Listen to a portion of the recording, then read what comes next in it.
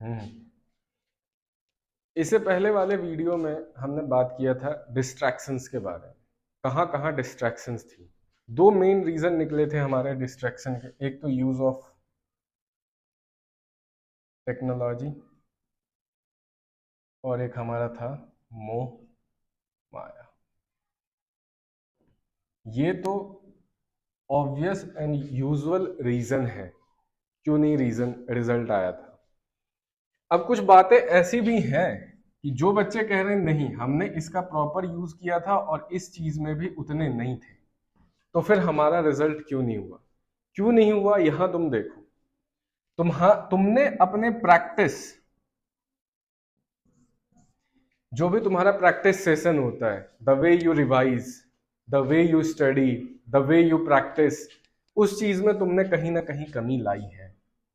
और मैं हर बार हम अपने बच्चों को बोलते हैं कि आप जितना पढ़ रहे हो उस हिसाब से आप प्रैक्टिस भी चीजों की करो। आपको अगर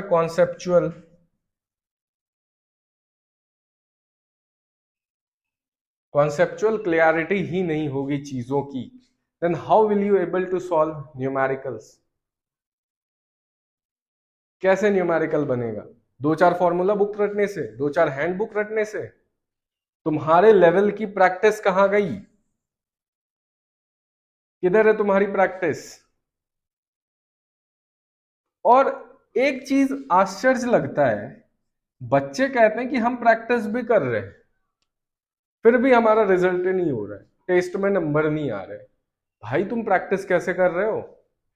तुम सिर्फ एक चीज कर रहे हो, जो भी तुम्हारे टीचर पढ़ा रहे हैं या सम सॉल्व करवा रहे हैं उसको तुम सिर्फ एज इट इज अपने नोटबुक में कॉपी कर रहे हो और उसको तुम रट रहे हो। रट, जिसको बोलते हैं रट्टाफिकेशन। आर्ट्स पेपर है, आर्ट्स पेपर में भी बहुत लोग रट्टा नहीं मारते, फिर तुम क्यों रट्टाफिकेशन पे जा रहे हो? तुम्हारे एंड की प्रैक्टिस कहां है?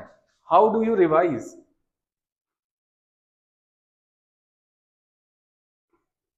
तुम कैसे रिवाइज कर रहे हो? तुम्हारे रिवीजन का तरीका कैसा है? तुमने कितने सवाल लगाए, कितने सही हैं कितने गलत हैं, कभी एनालाइज किया? क्यों नहीं किया? और जब तुम्हारा एग्जाम का डे नजदीक आएगा, वो दिन जब तुम्हें अपने मेहनत का सबूत देना है, तब तुम बोलोगे कि हमारी प्रिपरेशन सही नहीं। प्रिपरेशन क्यों सही नहीं है? क्यों प्रैक्टिस नहीं करा? क्यों चीजों को रिवाइज नहीं किया? एक छोटा सा अभी आपको रिवीजन का तरीका भी बता रहे हैं, so that you won't repeat that mistake जो और कर रहे हैं।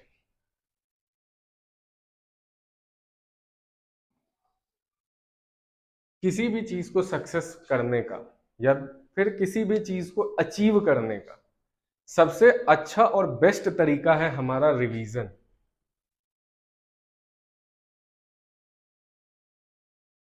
अब बच्चे कहते हैं कि हम चीजों को रिवाइज करते हैं फिर भी मेरे समझ में नहीं आ रही बात, फिर भी हमारा गेम नहीं सॉल्व हो पा रहा या फिर भी हमारा सवाल सॉल्व नहीं हो पा रहा। अब देखो कि रिवीजन करते कैसे, हाउ डू वी रिवाइज। और एक जनरल पर्सपेक्टिव बता रहे जो बच्चे करते हैं। क्या किए? तुम क्लास गए, पता नहीं दिख भी रहा है या नहीं दिख रहा है, बट लेट्स फोकस। तुम क्लास गए, तुम्हारे टीचर ने सम सॉल्व करवाया, कॉन्सेप्ट बताया और जो भी उस पर बेस्ड इंपॉर्टेंट क्वेश्चन थे वो तुम्हें टीचर ने करवाया। अब द थिंग इज कि इस प्रोसेस में भी बहुत बच्चे तो क्लासरूम में होते ही नहीं है।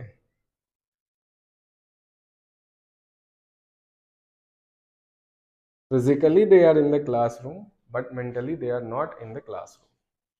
खैर वो हमारा बात नहीं है। तो आप फिजिकली के साथ साथ मेंटली भी प्रेजेंट रहो क्लास में। हाँ, कमिंग टू द पार्ट। अब क्लास से टीचर ने आपको बताया जो भी चीजें हैं, आप क्या किए, चलो आप बहुत अच्छे ओबीडियंट बच्चे हो, घर पे आए, बुक निकाला या नोट निकाला, पढ़ना शुरू किया। पढ़ना शुरू किया, उसमें फिर आपको दिक्कत आई। अब जहां आपको दिक्कत आई, आपका कंट्रोल उस सवाल पे नहीं रहा, आपका वहां से इंटरेस्ट हटने लगा।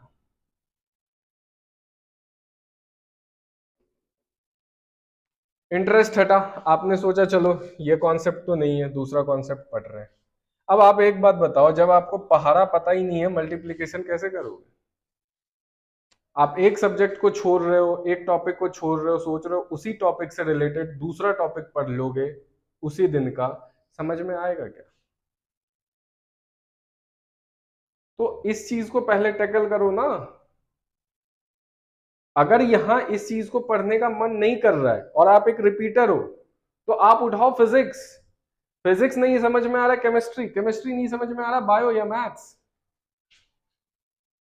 ये था रिपीटर के लिए, क्योंकि आपको चीजें पता है, कॉन्सेप्ट की आपको नॉलेज है। और जो फ्रेशर्स जा रहे हैं, आप ट्राई करो कि इस कॉन्सेप्ट को सेम डे क्लियर करने का। आपके पास सीनियर है, आपके पास मेंटोर है, जिस भी कोचिंग में हो आप, जरूरी नहीं है कि आप मेरे टच में हो या आप किसी और मेंटर के टच में हो, जिस भी इंस्टीट्यूशंस में हो वहां पे मेंटोर फैसिलिटीज है, यूज करो ना मेरे भाई। रादर देन सिनेमा हॉल जाने के, रादर देन पिक्चर हॉल जाने के, रादर देन हाथ में हाथ डालने के, अप्लाई योर माइंड हियर। इस कॉन्सेप्ट को क्लियर करो। अब जब आपका कॉन्सेप्ट यहाँ क्लियर ही नहीं है, सवाल बना रहे हो, लग नहीं रहा है, अब आप ये एक्सपेक्ट कर रहे हो कि लेट से आप एनएलएम पढ़ रहे हो और आप ये एक्सपेक्ट कर रहे हो कि आरबीडी का सवाल आपसे बन जाएगा, कभी नहीं बनेगा, कभी नहीं बनेगा। अब इक्का दुक्का केस हो वो अलग बात है, जनरल केस की बातें कर रहे हैं। द थिंग इज, जब आप घर पे गए, जो आपका यहां प्रोसेस है, जो भी आपका दिन का काम है, जो भी तुम्हारा दिन का काम है, करो, फिनिश इट ऑफ। जो भी टॉपिक तुमने उठाया उसको finish it of at that point of time. नहीं आ रहा है, अरे यार आज के डेट में an number of resources available है, एन नंबर ऑफ। यूट्यूब है तुम्हारे पास, मेंटोर से कनेक्ट नहीं कर पा रहे हो, यूट्यूब पे टॉपिक डालो, एन नंबर ऑफ टीचर्स हैं, कहीं पे तो समझ में आएगा, एफर्ट तो डालो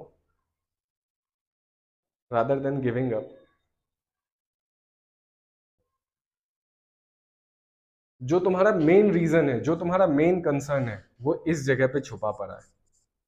होप तुम ये गलती ना करो, यहां से अपनी इंटरेस्ट को मत हटाओ, इंटरेस्ट को बिल्ड करो, चीजों को कॉप अप करो। तुम कभी सोचे हो टॉपर कैसे रिजल्ट ला रहे हैं? एक तो ये टॉपर क्या क्यों रहे हो? क्यों सिर्फ वही टॉपर है? तुम्हारे अंदर टैलेंट नहीं है? तुम क्यों नहीं कर रहे हो टॉप? ये मिस्टेक्स को हटाओ, ये मिस्टेक्स को हटाओ, you will be in this list. Simple सी बात है। रिवीजन की खुद की स्ट्रैटेजी बनाओ। टॉपर की स्ट्रैटेजी अलग होती है, जो रैंक 1 ला रहे हैं, रैंक 2 ला रहे हैं या टॉप 100 में, उनकी स्ट्रैटेजी अलग है, तुम्हारी स्ट्रैटेजी अलग है, उनकी आईक्यू लेवल अलग है, तुम्हारी आईक्यू लेवल अलग है। अगर तुम फ्रेशर हो, तुम सुन रहे हो, तो तुम्हें प्रैक्टिस की जरूरत है। और अगर तुम ड्रॉपर हो, तुम सुन रहे हो ये चीज, तुम्हें रिवीजन की जरूरत है। और इस कोई भी एग्जाम हो, कोई भी एग्जाम हो, इससे मूल मंत्र कोई है ही नहीं, इससे बड़ा मूल मंत्र। ट्राई तो करो। सीधा कहोगे तुम गिव अप, फिर लास्ट टाइम आएगा, पैनिक करोगे, अपने टीचर्स के पास जाओगे। एग्जाम को बचे हैं 2 दिन, टीचर क्या करेगा? सारे बुक्स को लाके कूट के पिला देगा? अगर ऐसा हो तो आओ, मेरे पास बहुत बुक्स हैं। चीजें तो तुम्हें ही करनी है, नहीं? रिवाइज करो, चीजों को अच्छे से रिवाइज करो। तुम ये एक्सक्यूज नहीं दे सकते कि तुम्हारे पास रिसोर्सेज की कमी है। मान लो तुम्हारे पास पेड रिसोर्सेज नहीं है, यूट्यूब है, छम्मक छल्लो गाना के जगह कभी एक लेक्चर डाल लिया करो, काम बन जाएगा तुम्हारा। और फालतू के गॉसिप्स में जाने से बेटर है कि अपना बात लो, अपने काम का देखो। ठीक है, तुम्हें सेल्फिश बनना पड़ेगा, अगर तुम्हें कुछ करना है, तुम्हें कुछ चाहिए, कुछ अचीव करना है, you have to be selfish. कोई डाउट नहीं, कोई गलत चीज नहीं है, सेल्फिश होना चाहिए, क्यों नहीं होंगे हम सेल्फिश।